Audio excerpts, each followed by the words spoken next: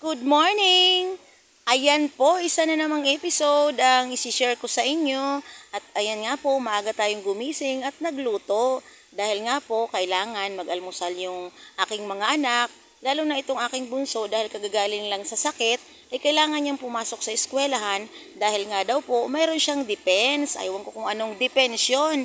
Basta defense. So kahapon nga din po, hindi pa dapat siya po pwedeng pumunta sa school kasi kagagaling lang niya. Pero gawa ng kailangan niya talaga importante para daw yun dun sa grades niya. At ngayon naman ay magdi-depends. So ayan nga po ay pinaghanda ko muna siya ng almusal at ipagbabaon ko na rin siya para hindi siya nalilipasan ng gutom dahil nga po nitong mga nakaraan ay nagkaroon siya ng LBM at saka nagkaroon siya ng UTI.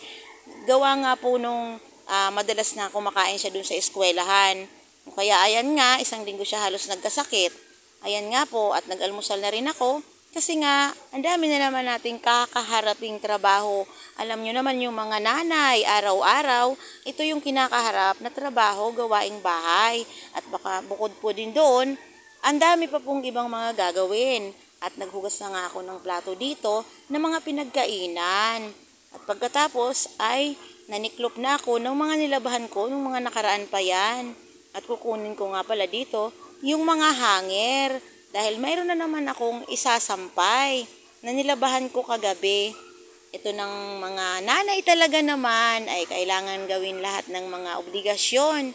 Kahit nga sabi nila ay malalaki na yung mga anak, ay libre ka na. O kaya happy-happy na. Ay hindi mo rin masasabi dahil kung pa-happy-happy ka lang, aba, manggigitata yung bahay at hindi mo na lang gagawin yung mga gawain sa bahay.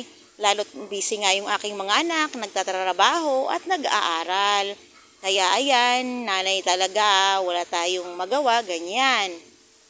So pagkatapos niyan, ako'y magsasampay na rin at dumating na rin po pala yung aking panganay na anak galing sa trabaho. Panggabi po pala siya sa kanyang trabaho, kaya matutulog siya at mag-aalmusal na muna siya. Ayan, nagsampay muna tayo para matuyo ito agad. Alam nyo naman, pagkahapon, umaambon o kaya umuulan-ulan.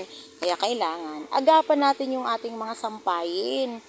At syempre, kailangan kong linisan na yung aking makina kasi dito tayo kumikita. Ito yung ating hanap buhay. Pagkatapos ng mga mekos-mekos na gawain natin, ay uupo na tayo dyan sa ating trono.